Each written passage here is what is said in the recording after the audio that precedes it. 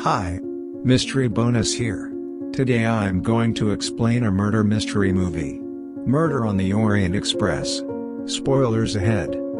In the movie, the detective Hercule Poirot finds that he need to travel from Istanbul to Europe, and so reserve a ticket on the luxury Orient Express.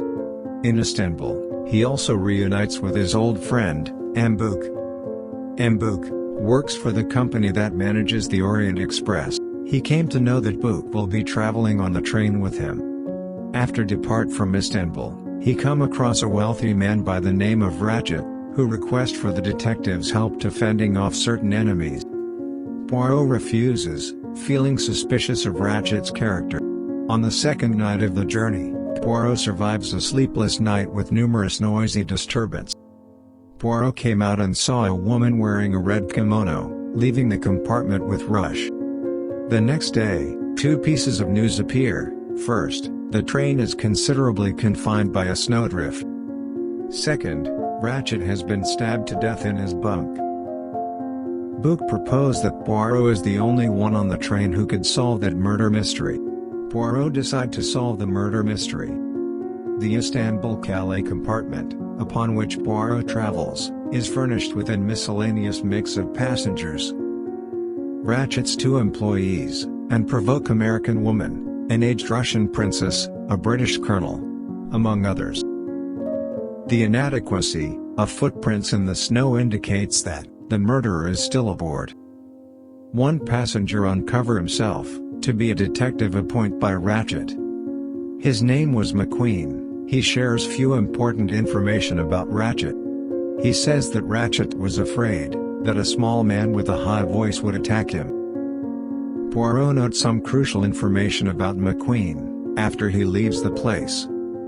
The forensic doctor, Dr. Constantine, determines from Ratchet's wounds that he has been stabbed 12 times, possibly by more than two different individuals. Poirot has various clues to go on, including a pipe cleaner, and a monogrammed handkerchief found at the crime site. Although, Poirot's valuable clue is a scrap of a letter, discovered from the crime scene. Though the letter has been nearly demolished, Poirot is able to determine that it references a child named Daisy Armstrong.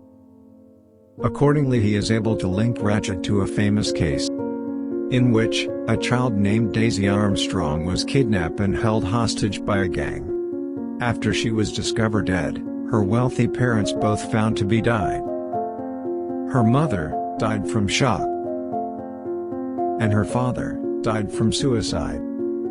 A nanny, eventually suspected of playing a role in the kidnap, also died by suicide. Poirot discovered that Ratchet was literally named Cassetti, and that he was the boss of the gang dependable for this tragedy. In spite of his clear guilt, Cassetti never faced justice, probably because of his wealth.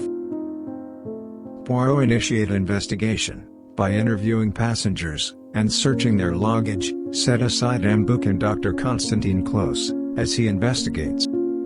Poirot first interrogate Mrs. Hubbard, then Beddoes Edward, then the American woman named Mary Debenham. After her, Harmon.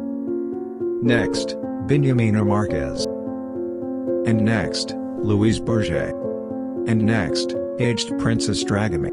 During interrogation, Poirot took out that handkerchief and asked, "Do you know, this handkerchief belongs to whom?" Hildegard Schmidt said, "It belongs to a conductor, whose height is short."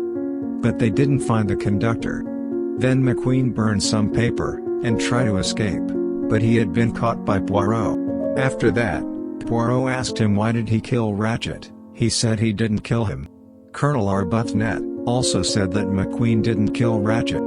After that, Poirot interrogate Colonel Arbuthnot. He is the only one on the train who used smoking pipe, as well as pipe cleaner.